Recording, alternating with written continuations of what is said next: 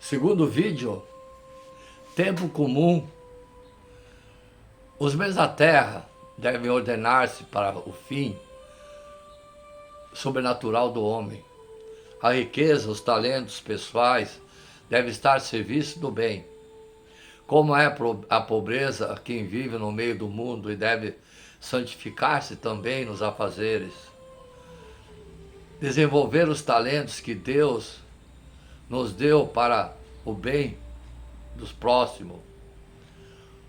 Os apóstolos viram com pena como o jovem que não quis abandonar sua riqueza para seguir o mestre se retirava, viram-me partir com essa tristeza, características dos que não querem corresponder ao que Deus lhe pede. Nesse clima, enquanto retomavam a caminhada os apóstolos, o Senhor disse-lhe: é difícil ao rico entrar no reino dos céus. E acrescentou: digo-vos que é mais fácil um camelo passar pelo fundo de uma agulha do que o rico entrar no céu, no reino dos céus. Os apóstolos ou discípulos ficaram muito admirados. Quem põe o seu coração nos bens da terra torna-se capaz de encontrar o Senhor. Porque o homem pode ter como fim a Deus, a quem alcança através das coisas materiais, utilizada como simples meio que são, ou escolher a riqueza como meta na sua vida, nas suas diversas manifestações do luxo, desejo do sexo, da comodidade de possuir mais e mais e mais.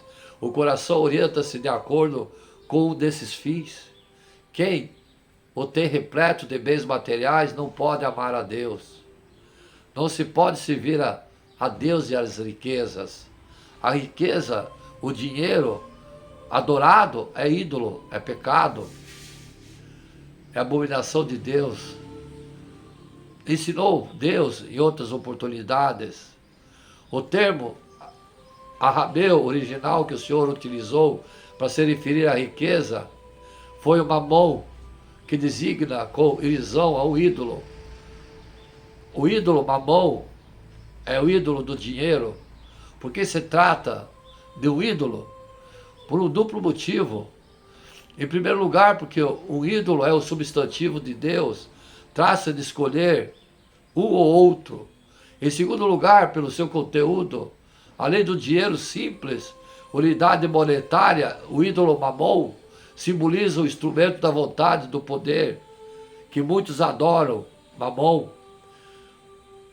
O meio da posse do mundo, uma expressão de avidez, de coisas que, e também como distorção das relações dos homens entre si. O domínio que o ídolo exerce sobre o homem opõe-se ao que é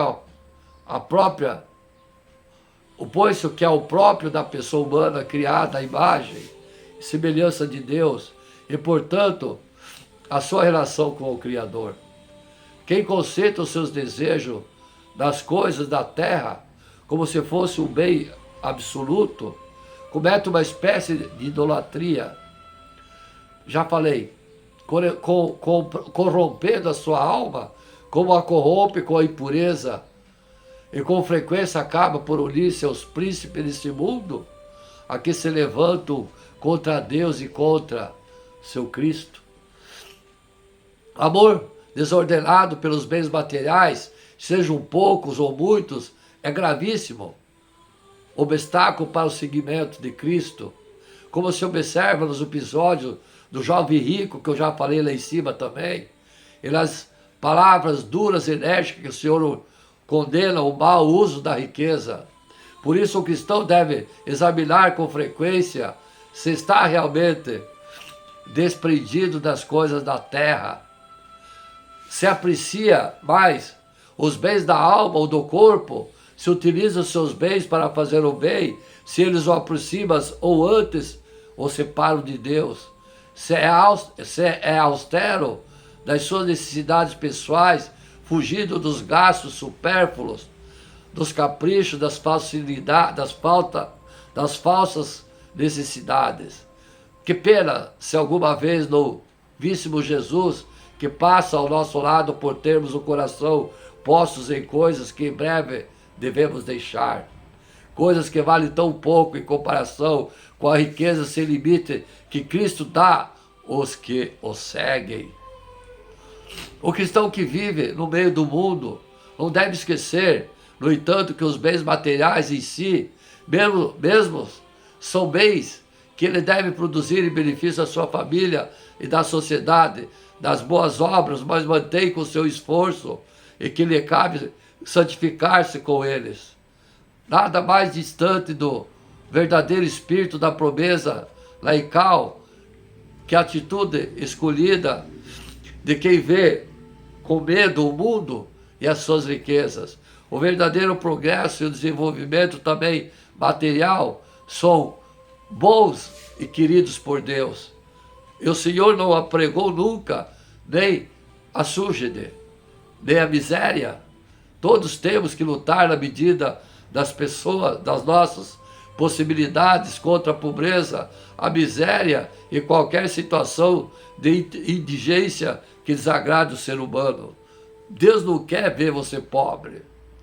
A pobreza do fiel cristão, que deve santificar-se no meio de suas tarefas seculares, não depende de uma circunstância meramente exterior, de ter ou não ter bens materiais.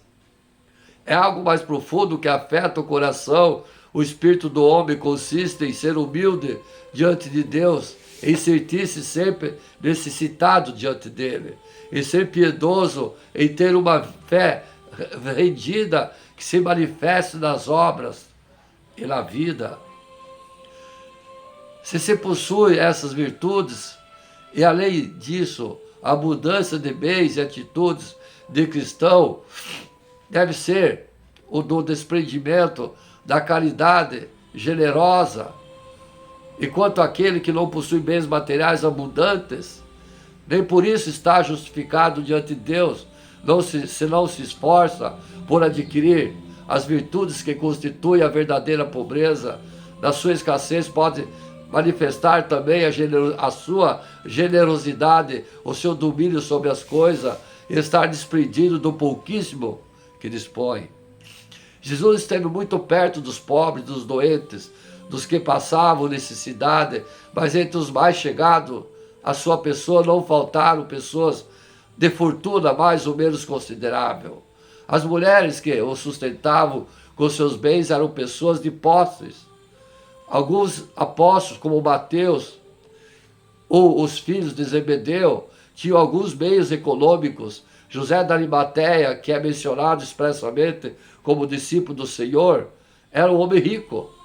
Ele e Nicodemos tiveram o privilégio de receber o corpo morto de Jesus, para cujo sepultamento este último trouxe uma grande quantidade de aromas, umas 100 libras, mais de 30 quilos. A família de Betânia, pelo qual Jesus nutria uma especial amizade, era provavelmente de bom nível social, pois foram muitos os judeus que acudiram à sua casa quando da morte de Lázaro. O Senhor faz-se convidar por Zaqueu, que o recebe em sua casa, admitindo entre os seus seguidores.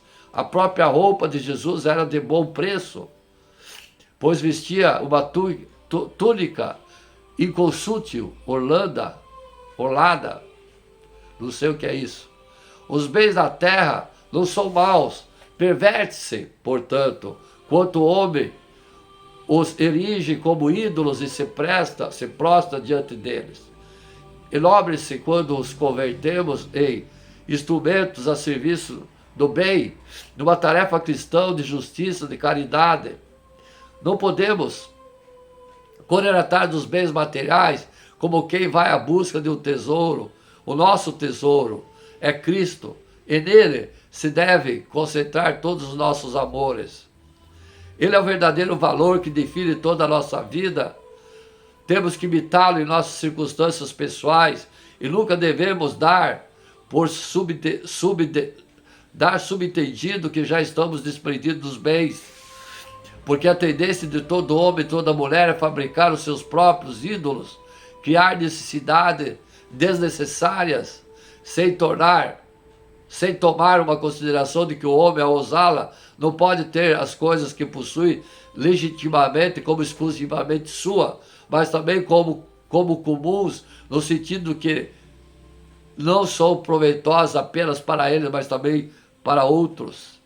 Examinemos hoje, amados e amadas, a retidão com que usamos bens, e se temos o coração posto no Senhor, desapegado do muito ou do pouco que possuímos, tendo em conta que um sinal claro do desprendimento é não considerar de verdade coisa alguma como própria sua.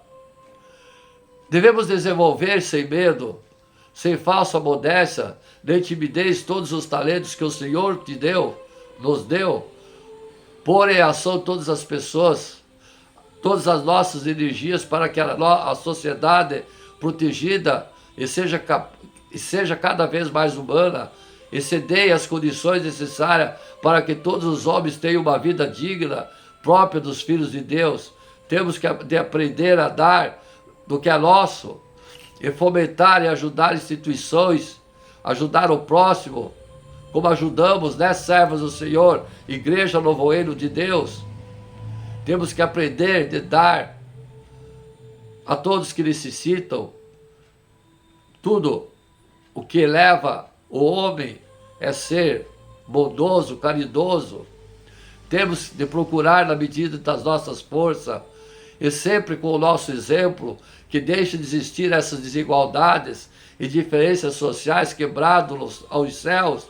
Por um lado, pessoas que lutam diariamente por sobreviver, e por outro, desperdícios e manjamentos escandalosos que ofendem a criatura e o Criador.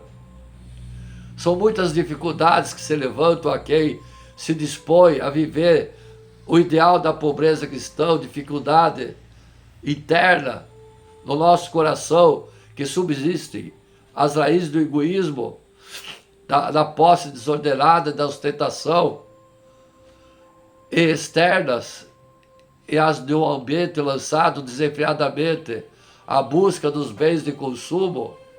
Esse ambiente externo que traz as costas, uma forte carga de sensualidade, é o caldo da cultura propícia para que prolifere os desvios morais de todos os tipos, o erotismo, a exaltação do prazer cultivando por si mesmo, a degradação pelo abuso de bebida alcoólica, drogas. É evidente que tais excessos surgem como consequência da profunda insatisfação de que o homem experimenta quando se afasta de Deus.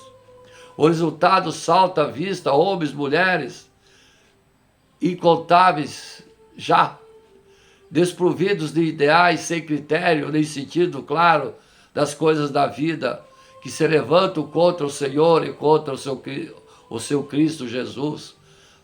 O fim do cristão nessa vida não pode ser enriquecer-se, acumular bens, possuir tanto poder. Isso levaria ao maior empobrecimento de sua pessoa.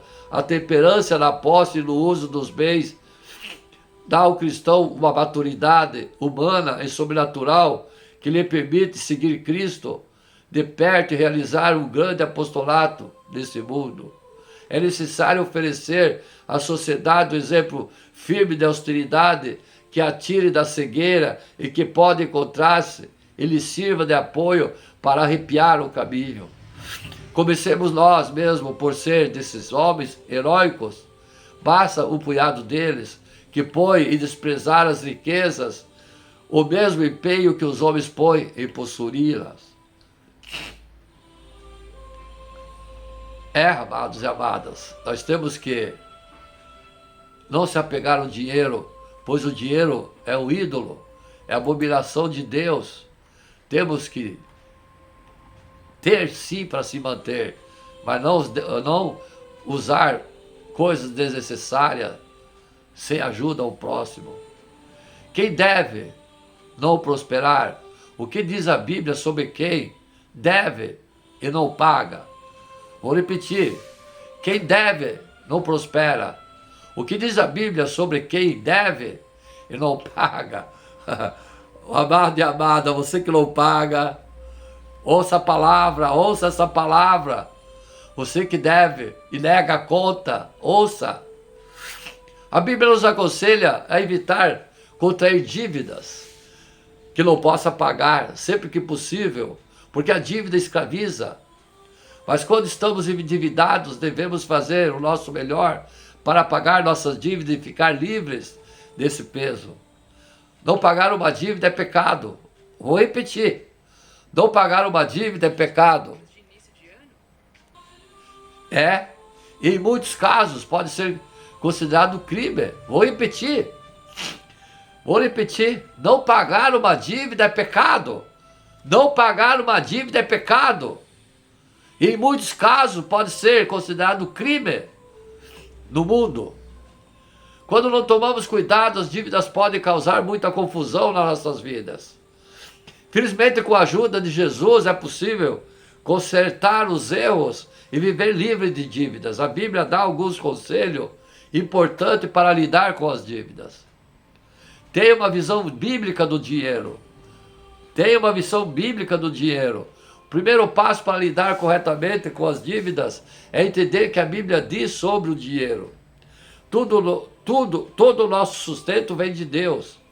O dinheiro é útil e devemos trabalhar para sustentar a nossa família, mas não devemos deixar o dinheiro dominar nossa vida. O desejo por riqueza ou bens materiais nunca deve se tornar mais importante que o desejo de agradar a Deus. A Bíblia diz que o amor ao dinheiro é a raiz de todos os males. Timóteo capítulo 6, verso 9 e 10. Os que querem ficar ricos caem em tentação e armadilha, e muitos desejam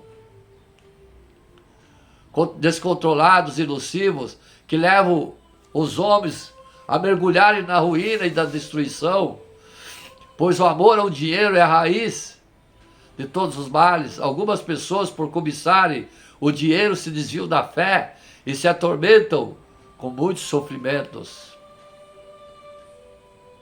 Viram, amados e amadas? Quando o nosso coração está voltado para a riqueza, esquecendo-se de Deus, cometemos muitos erros.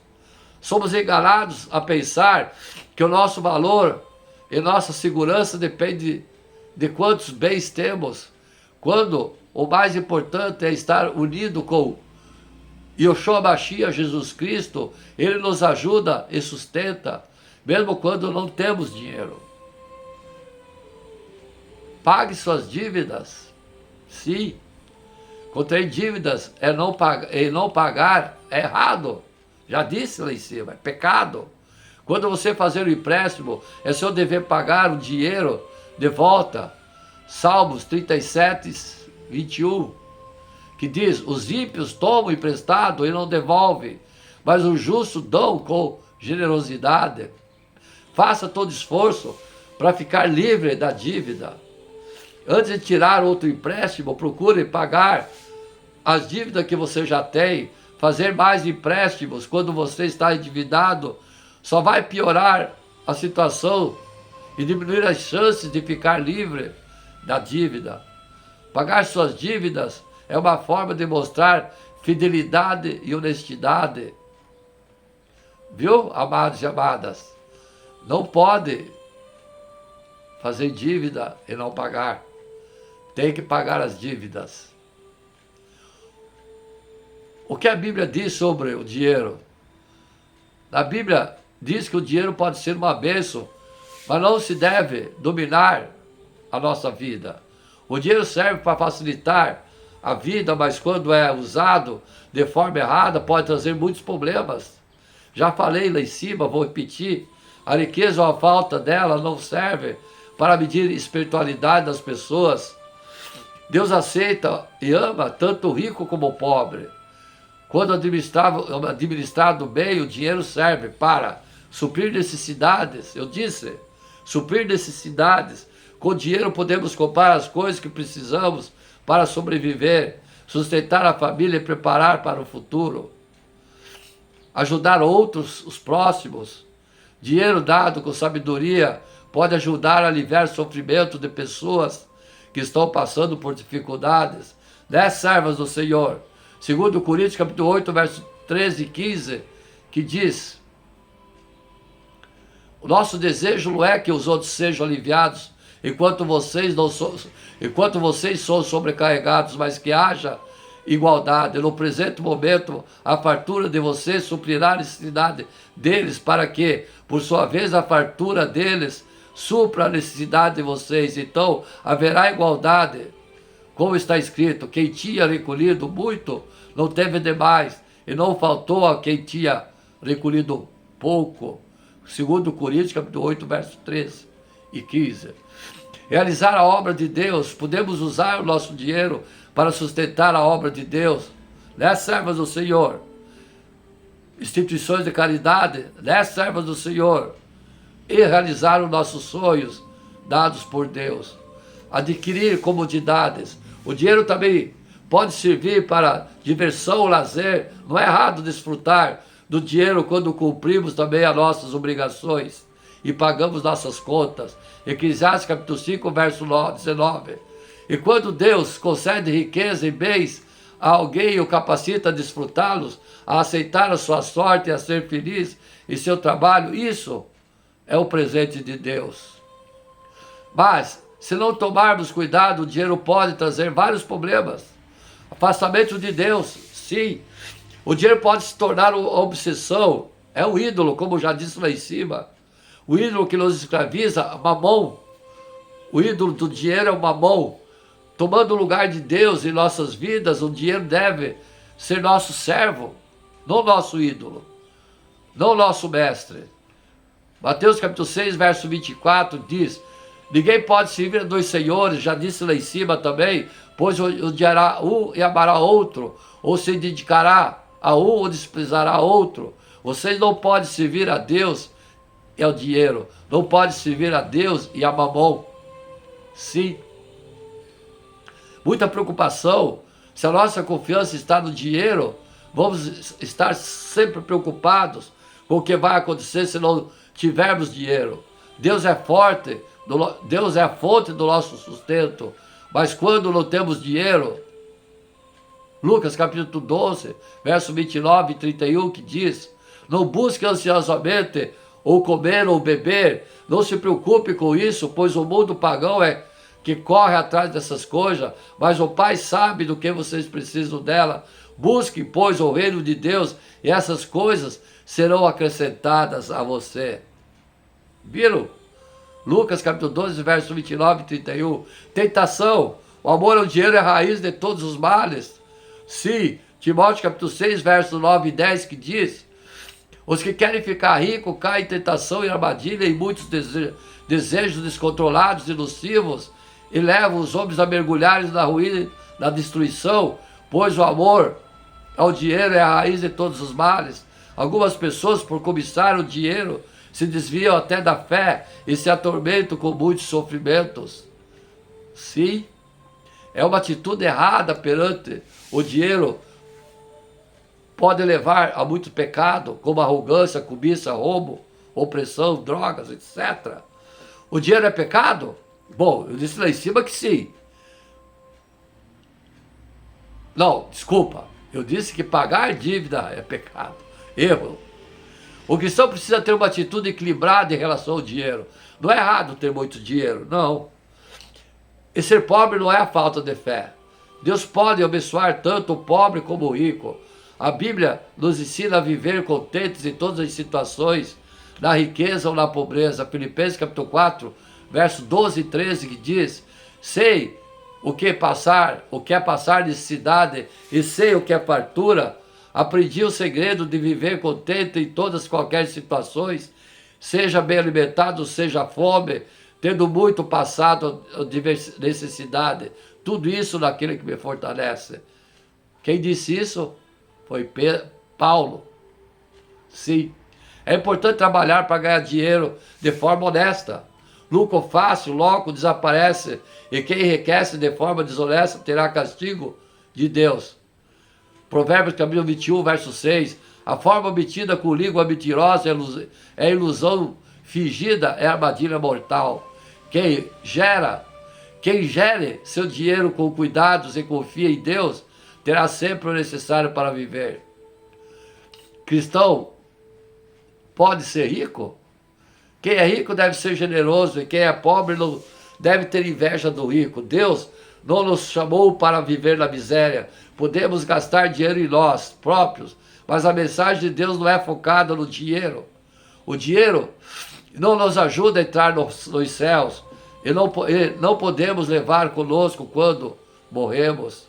Mateus capítulo 6, versos 19 e 21, que diz: não acumule para vocês tesouro na terra, onde a traça e a ferrugem destrói, e onde os ladrões arrombam e furtam, mas acumule para vocês tesouro no céu, onde a traça e a ferrugem não destrói, e onde os ladrões não arrombam nem furtam, pois onde estiver o dinheiro, aí também estará o seu coração. Viu? Se é pecado ser rico? Não. O que a Bíblia fala sobre a generosidade?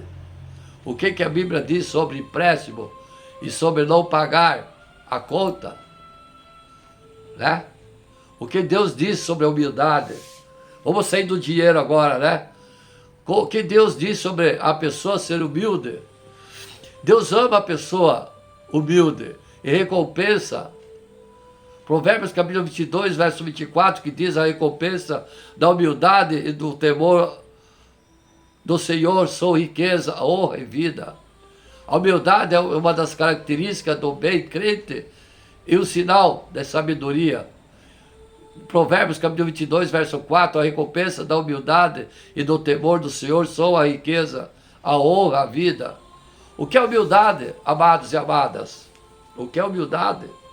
A humildade é ter um conceito equilibrado de si, reconhecendo de quem merece a honra e a glória não é você, mas Deus. Romanos capítulo 12, verso 3. Por isso, pela graça que me foi dada, digo a todos vocês, ninguém tem assim mesmo um conceito mais elevado do que deve ter, mas, ao contrário, tem um conceito equilibrado de acordo com a medida da fé que Deus lhe concedeu.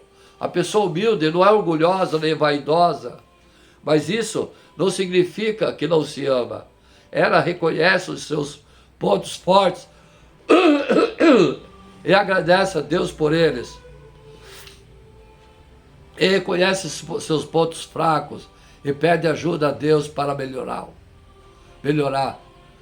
Ela se submete a Deus porque Ele sabe o que é melhor para nós. Outra característica de quem é humilde é o fato de não ser egoísta. Humildade é pensar nos outros antes de nós e não acharmos que somos melhores que os outros. Filipenses capítulo 2, verso 2 e 3, que diz: nada faço por ambição egoísta ou por vaidade, mas humildemente considere os outros superiores a você mesmo. Jesus foi humilde? Jesus provou ser humilde quando deixou a sua glória lá nos céus para se tornar no homem de família pobre, nascido em um estábulo. Ele não se achou demasiado superior para fazer isso por nós e submeteu-se à vontade de Deus durante toda a sua vida. Mesmo quando isso significou morrer de forma humilhante e dolorosa, ele sabia que era preciso isso acontecer. Estava disposto a sacrificar o seu bem-estar pelo bem do próximo, que somos nós. Deus recompensou sua humildade, exaltando acima de todos. Filipenses capítulo 2, versos 5 e 9, que diz: seja a atitude de você a mesma atitude de Cristo, que embora sendo Deus, não considerou que o ser igual a Deus era algo que devia pegar-se, mas esvaziou-se a si mesmo, vindo a ser servo, tornando-se semelhante aos homens, e sendo encontrado de uma forma humana, humilhando-se a si mesmo, e foi obediente até a morte, e morte da cruz. Por isso Deus o exaltou à mais alta posição e lhe deu o nome que está acima de todo nome. Amém, amém. Jesus também ensinou os seus discípulos a serem humildes. Discípulos, amados e amadas, vamos lá. Apóstolos são 12 que seguiram Cristo. Discípulos não quer dizer que sejam apóstolos. Discípulos, na época, eram pessoas que acreditavam na fé em Cristo. Então, quando ele morreu, depois que ele ressuscitou, ele apareceu para 500 discípulos seus, pessoas que o seguiam. Amém? Quando lavou os pés e ordenou que fizessem o mesmo um pelos outros, João capítulo 13, verso 13 e 16, vocês me chamam de mestre, que diz, vocês me chamam de mestre, e Senhor, e com razão, pois eu sou. Pois bem, se eu, sendo Senhor e mestre de vocês, lavei seus pés, vocês também devem lavar os pés uns dos outros. Eu dei exemplos para que vocês façam como lhes fiz. Digo verdadeiramente que nenhum escravo é maior do que o Senhor, como também nenhum mensageiro é maior do que aquele que o enviou. João capítulo 13, verso 16. O bom líder é humilde, ama os outros e serve a todos.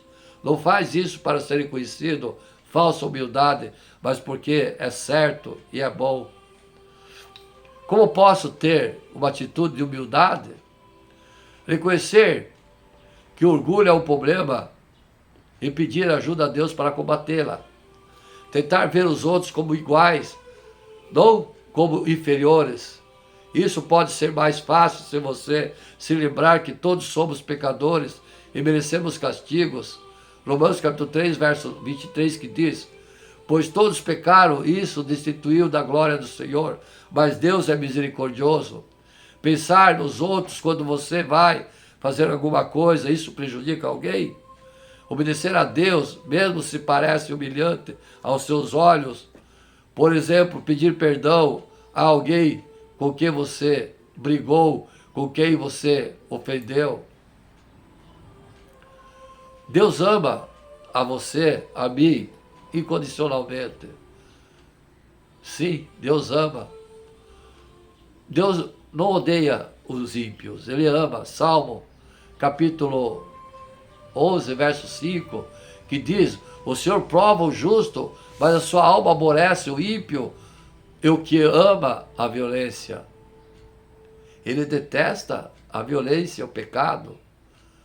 Quando o Senhor Jesus voltará, quando o Senhor Jesus voltar, afligirá vingança aos que não conhecem a Deus e aos que não obedecem ao Evangelho do nosso Senhor Jesus, eles sofrerão o castigo da destruição eterna. Segundo Tessalonicenses capítulo 1, verso 8 e 9, que diz, como a labareda de fogo, tomando a vingança dos que não conhecem a Deus e dos que não obedecem ao Evangelho de nosso Senhor. Como a labareda de fogo, tomando por vingança, ouviram? Tessalonicenses capítulo 1, verso 8. Se não conhecermos a Deus e não obedecermos a Deus, não devemos ficar à vontade com a ideia do amor de Deus, mas devemos ficar aterrorizados com o pensamento do nosso julgamento de Deus. Deus é maior, portanto, Deus não ama incondicionalmente a todos no sentido de que todos irão para o céu. Deus é amor, porque Ele é maior. Ele se importa com quem somos, o que fazemos, porque Ele é amor. Você se importa com quem você ama, né, amado e amada? Sim, Ele odeia o mal. Ele ama o ímpio, mas odeia o pecado. O amor de Deus pelo que é bom deve levar o que ele exerça seu julgamento sobre o que é mal. Caso contrário, seu amor é vazio. No entanto, existem alguns aspectos pelos quais dizemos que o amor de Deus é incondicional. Deus é benigno até com os ingratos e maus. Segundo Lucas, capítulo 6, verso 35, que diz, amai, pois, vossos inimigos e fazei o bem, emprestai sem nada esperardes. E será grande o vosso galardão e serei filhos do Altíssimo, porque é benigno até que com os ingratos e maus. É como eu digo, o amor é dar tudo que você tem a pessoa amada sem esperar nada em troca. Quem disse fui eu. Lucas, ele deseja que todas as pessoas sejam salvas e cheguem ao conhecimento da verdade. 1 Timóteo capítulo 2, verso 4, que diz que quer que todos os homens se salvem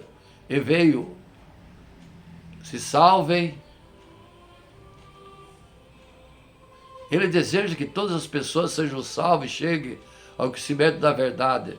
Quando nos tornamos crentes, sabemos que Deus nos amou com um tipo especial de amor incondicional. Seu amor por nós não se baseia nada do que fazemos, mas flui de quem Deus é, porque enquanto ainda éramos pecadores, Cristo morreu por nós.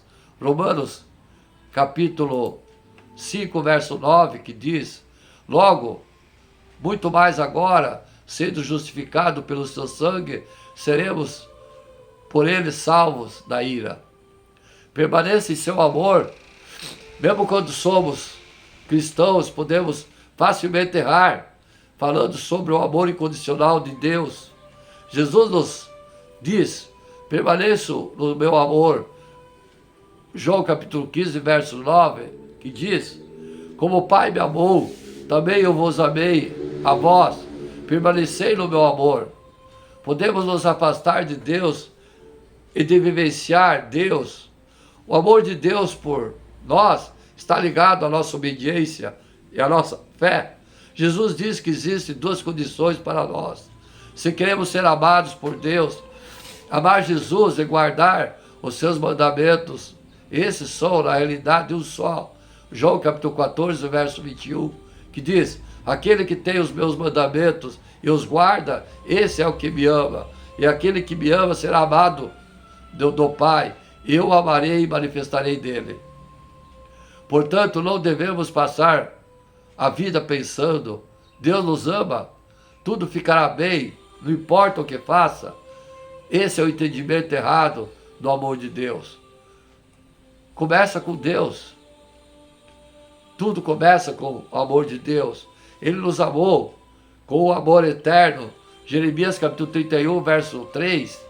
Há muito que o Senhor me apareceu dizendo: com amor eterno te amei, também com amável benignidade te atraí.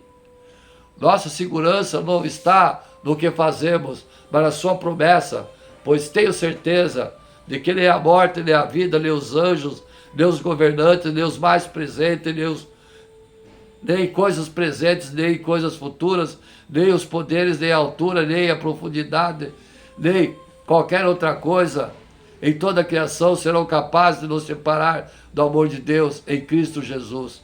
Romanos capítulo 8, verso 38 e 39.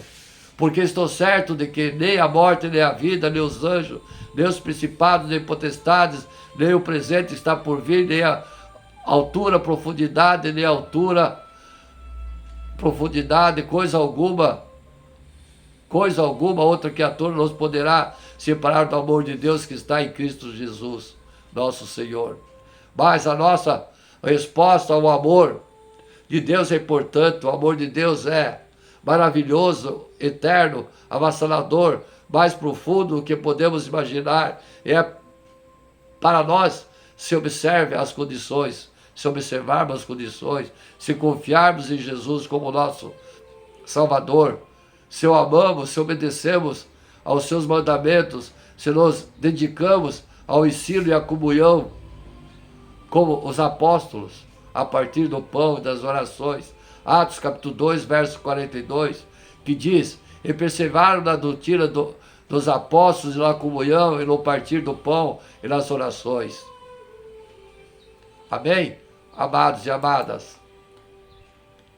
Temor, a sabedoria e o conhecimento do relacionamento com Deus, devemos sempre permanecer na fé e corresponder a esse amor tão grande que Deus dedica a todos nós, a todo tempo, a todo momento. Bem-aventurados humildes. Sim, a humildade vem do latim, humiles, que permanece na terra, não se eleva, da terra, humilde abaixo. Humilde abaixo. Humildade, segundo o dicionário, ou o AIS, é a qualidade humilde, virtude caracterizada pela consciência das próprias limitações, modéstia, simplicidade, referência ou respeito para com os superiores, acatamento, deferência, submissão. Humildade não é o que muitas pessoas imaginam. A qualidade de humildade não vem de uma pessoa que anda sem tomar banho, esmolando, e outros que olham e dizem, fulano de tal humilde. Não, não é isso o desleixo. Você verá que a palavra tem a dizer sobre a humildade e perceberá de que se trata de uma característica que o Senhor espera encontrar na sua vida. É uma bem-aventurança descrita em Mateus capítulo 5, verso 3. Bem-aventurados humildes de espírito, porque deles é o reino dos céus. Humildade é de dentro para fora e não simplesmente aquilo que mostramos exteriormente. Vem da nossa história, de quem realmente somos. É na humildade que entendemos como o Senhor toca o nosso coração. Muitas vezes perdemos o que Deus tem preparado para nós, por Ele não encontrar um coração humilde, um coração pronto para ouvir o Senhor quando Ele olha as promessas. Provérbios é um livro riquíssimo de promessas. Vamos ver algumas. Provérbios capítulo 16, verso 19. Melhor é ser humilde de espírito com humildes do que repartir o despojo com os soberbos. Humildade não tem nada a ver com a pessoa ser desleixada, ser pobre, mal arrumada, mal cheirosa. Isso é outra coisa. Humildade é o que vemos em Provérbios capítulo 29, verso 23. A soberba do homem o abaterá, mas o humilde de espírito obterá honra. A soberba, a empáfia é um caminho que pode levar à ruína. Provérbios capítulo 18, verso 12. Antes da sua ruína agaba-se o coração do homem, e diante da honra vai a humildade. Provérbios capítulo 15, verso 33. O temor do Senhor é a instrução, da sabedoria e do humilde procede a honra. Toda a expressão da nossa fé é traduzida pela palavra da graça. A graça chega para os humildes. A graça é quando reconhecemos que tudo o que precisamos não recebemos por nossos méritos, mas vem pela vontade de Deus. Recebo porque não mereço, mas por graça. Graça vem quando há humildade, pois recebemos não por que merecemos. Ela é bondade do Senhor para conosco. Aquilo que precisamos, mas não merecemos, recebemos pela graça. Os humildes é aqueles que possuem uma atitude que pode experimentar da graça de Deus.